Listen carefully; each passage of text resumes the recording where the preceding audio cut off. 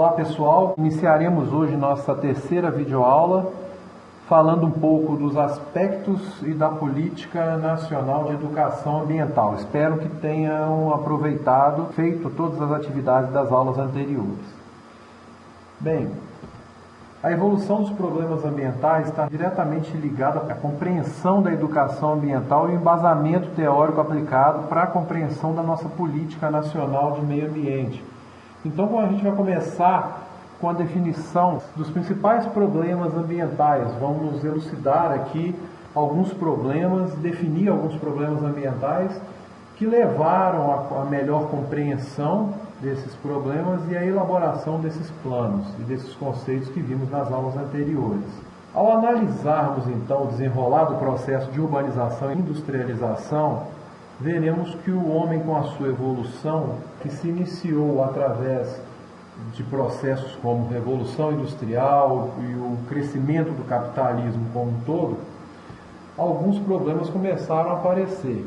Esses problemas estão diretamente relacionados com o início da extinção das espécies, a exaustão dos recursos naturais, a poluição urbana, a transformação do ambiente, a explosão demográfica, a consolidação de um modelo industrial consumista, o desenvolvimento tecnológico e padrões de consumo das cidades, ou seja, esse novo padrão de consumo a partir do desenvolvimento humano, causando uma grande pressão sobre os ecossistemas. A globalização, ela acaba nos levando ao processo de desenvolvimento e maior captação de recursos naturais para o nosso próprio desenvolvimento, na verdade. Então tivemos o início com a Revolução Industrial, logo no século XVIII, com início na Inglaterra, onde se constituiu um conjunto de mudanças tecnológicas que acabou levando a um impacto grande, um aumento principalmente do processo produtivo. Esse processo produtivo em nível tanto econômico como social. E teve uma maior expansão a partir do século XIX. Entre os principais problemas decorrentes desse desenvolvimento, merecem ser salientados os seguintes: o acúmulo de resíduos, que está bastante relacionado com o curso de vocês, né, técnico em reciclagem, além das mudanças climáticas, redução da camada de ozônio, extinção das espécies e desmatamento.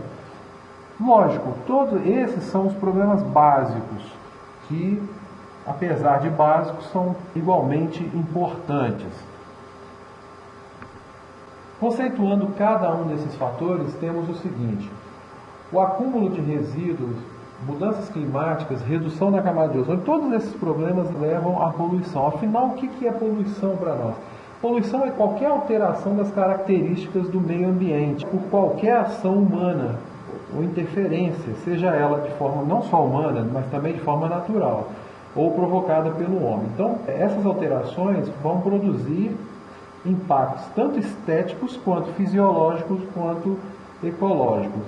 Então, o primeiro conceito importante que nós temos que caracterizar dentro dos problemas ambientais é a questão da poluição. E ela acontece tanto em escala global, quanto em escala local. Em escala global, nós temos alguns problemas clássicos decorrentes dessa escala global, dessa poluição em escala global, que seria a chuva ácida, efeito na camada de ozônio, efeito estufa, entre outros. No caso dos efeitos locais, o homem e o meio ambiente são afetados. Sobre o homem, nós temos problemas de saúde, principalmente algumas doenças respiratórias, além de plantas e animais dos quais os homens dependem, também são afetados por essa poluição. E sobre o meio ambiente, essa poluição vai afetar tanto a fauna, que vai atingir os animais, de certa forma atingindo o homem também, a flora, os materiais, no caso de problemas estruturais ou estéticos em edificações, monumentos culturais e automóveis, e a atmosfera diretamente através da diminuição da visibilidade. Um outro problema que nós temos é a geração e o acúmulo de resíduos, o que é causado principalmente pelo crescimento exagerado da população.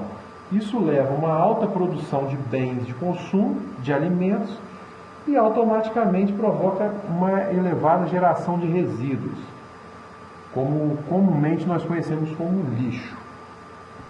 Um outro problema tipicamente tempos modernos são as mudanças climáticas. É um assunto que tem sido debatido em várias conferências.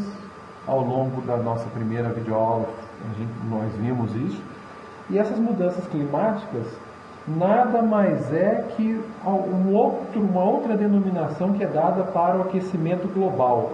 Isso acontece principalmente com a emissão exagerada de gases do efeito estufa, mais do que nossas florestas e oceanos conseguem ou são capazes de absorver. Um problema extremamente sério, e aí mostrando um pouquinho do efeito estufa, a emissão dos raios solares e a radiação solar que atravessa a atmosfera. A maior parte dela acaba sendo absorvida na superfície e aquece. Então, quando você tem um efeito maior na camada de ozônio, nós temos maior quantidade de calor retido na atmosfera, fazendo com que ocorra o aquecimento. Bem, a redução da camada de ozônio, então, essa camada que envolve a Terra tão importante para a gente, que a finalidade dela maior é de absorver a maior parte da radiação ultravioleta, que evita que essa radiação emitida pelo Sol chegue diretamente à Terra. E acaba que nós temos efeitos nos seres humanos, principalmente através de queimaduras e principalmente o problema de câncer de pele. Então a diminuição dessa camada ela é causada principalmente pelo gás CFC, que é o gás clorofluorcarbono, principalmente usado em aerosóis, em sistemas de condicionamento de ar. E então vemos que temos condições de reduzir essas emissões, e é isso que tem sido proposto nas conferências atuais. Um outro problema que já vivemos há algum tempo é a extinção das espécies vivas, animais e plantas. Só para se ter uma ideia, o Brasil é um país que tem uma biodiversidade incrível, porém alguns dados são alarmantes com relação à extinção de espécies vivas. De 5 a 10 milhões de espécies, ou seja, 1,7 milhões foram identificadas. 74 a 86% delas vivem em florestas tropicais úmidas e 20 a 50% podem ser extintas em um século. É um dado alarmante, principalmente com ameaças à reprodução natural. O outro problema que nós temos a destacar seria o problema de desmatamento, que todos nós conhecemos a importância da vegetação, do equilíbrio do meio ambiente. Além disso, ela contribui para a preservação de erosões, moderação do clima, alimenta os animais e ainda promove a maior biodiversidade. Esse desmatamento ele é causado principalmente pela ocupação dos espaços com vista à prática da agricultura e também com o uso de cortes e queimadas de forma irracional. A perda dessa vegetação acaba contribuindo para o maior aquecimento global, além de contribuir também para o processo erosivo, ocasionando desmoronamento, morte de animais, perda de diversidade. Então, um problema extremamente importante para nós. Algumas ações poderiam ser feitas podem ser adotadas na nossa rotina para contribuir e amenizar esses problemas. Primeiro, evitando desperdício de água. Já tem sido feito isso por intermédio de uma aclamação popular, exatamente para que as pessoas passem a evitar esse desperdício. Evitar também desperdício de energia, descartar os nossos resíduos, que são os lixos, adequadamente, e respeitar a fauna e a flora em sua plenitude.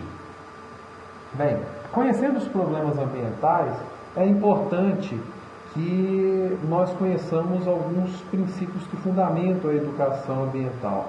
Nós vimos na unidade 1 que alguns grupos, entidades políticas e governamentais começaram a se preocupar com a educação ambiental a partir de 1968, toda aquela história. E alguns autores acabam dividindo as formas de execução da educação ambiental em 4 conjuntos ou temas ou objetivos. No caso seria conjunto biológico, conjunto onde aborda a conservação e preservação ambiental, o conjunto espiritual e cultural, que busca a interiorização e autoconhecimento, conhecimento do universo, levando à formação ética. Nós temos também o tema político, onde citamos como principais ações a criação de ações governamentais que desenvolvam democracia, cidadania, etc. E também temos o tema econômico, onde entra a autogestão com argumentos para empregos em atividades não exploradoras. E, com isso, nós temos uma ferramenta muito importante no nosso país, que é a Política Nacional de Educação Ambiental. A Política Nacional de Educação Ambiental, ela nada mais é que a Lei 9.795, de 1999, foi aprovada pelo Congresso Nacional, depois de ser submetida à análise aí de alguns órgãos governamentais, como o MEC, o IBAMA, o Ministério do Meio Ambiente, algumas organizações não governamentais, além de universidades e outros. Para a Lei 9.795, nós temos vários artigos, vamos citar alguns dos mais importantes. De acordo com o artigo 1º dessa política, o homem é visto como um agente transformador responsável pela qualidade e sustentabilidade da vida no planeta, deixando de ser um espectador, tem que ser um agente atuante. O artigo 2º já diz que a educação ambiental é um componente essencial e permanente na educação nacional, devendo estar presente de forma articulada em todos os níveis e modalidades do processo educativo em caráter formal e não formal, de acordo com aquela classificação que a gente viu na aula anterior, que inclusive ela está aqui na própria Lei 9.795. Um outro artigo importante com relação à educação ambiental é o artigo 3º, que diz que, como parte do processo educativo mais amplo, todos têm direito à educação ambiental, incumbindo ao poder público definir as políticas públicas que incorporem essa dimensão ambiental, promover a educação ambiental em todos os níveis de ensino e o engajamento da sociedade também na conservação, recuperação e melhoria do meio ambiente, além também as instituições educativas promover a educação ambiental de maneira integrada aos programas educacionais que desenvolvem. Também é incumbido aos meios de comunicação de massa colaborar de maneira ativa e permanente na disseminação dessas informações e práticas educativas sobre o meio ambiente, além de incorporar a dimensão ambiental na sua programação. Também incumbindo as empresas e entidades de classe, instituições públicas e privadas, promover programas destinados à capacitação dos trabalhadores, visando a melhoria e ao controle efetivo sobre o ambiente de trabalho, bem como sobre as repercussões do processo produtivo do meio ambiente. Relacionado todos esses artigos e itens que compõem esse artigo estão relacionados com aquelas classificações que nós vimos na aula passada, de educação formal, informal e não formal. Na seção 2 dessa mesma lei, ela é destinada especificamente para a educação ambiental no ensino formal, onde, mais uma vez, nós temos uma definição da educação formal, onde entende-se por educação ambiental na educação escolar, a desenvolvida no âmbito dos currículos das instituições de ensino, públicas e privadas, englobando tanto a educação básica como a educação superior, especial, profissional e jovens e adultos. No seu artigo 10, a educação ambiental, ela então deverá ser desenvolvida como uma prática educativa integrada, contínua e permanente em todos os níveis e modalidades de ensino formal. Parágrafo 1º desse artigo: a educação ambiental ela não deve ser implantada como disciplina específica no currículo de ensino, isso foi falado na aula anterior. No seu parágrafo 2º, esse artigo consta que nos cursos de pós-graduação, extensão e nas áreas voltadas ao aspecto metodológico da educação ambiental, quando se fizer necessária, é facultada a criação de disciplinas específicas. Como nós temos aqui no curso, por exemplo, que vocês estão fazendo hoje, de técnico em reciclagem, modalidade de distância. Outros cursos de pós-graduação, nós temos disciplinas relacionadas especificamente à educação ambiental. Na seção 3, que trata da educação ambiental não formal, onde são aquelas ações e práticas educativas voltadas à sensibilização da coletividade sobre as questões ambientais e a sua organização e participação na defesa da qualidade do meio ambiente. Em seu parágrafo único, o poder público em níveis federal, estadual e municipal, que incentivará tanto a difusão por intermédio dos meios de comunicação de massa em espaços nobres, tanto de programas e campanhas educativas e de informações acerca dos temas relacionados ao meio ambiente, além da ampla participação da escola, da universidade e das ONGs, das organizações não governamentais, na formulação e execução de programas e atividades vinculadas à educação ambiental não formal.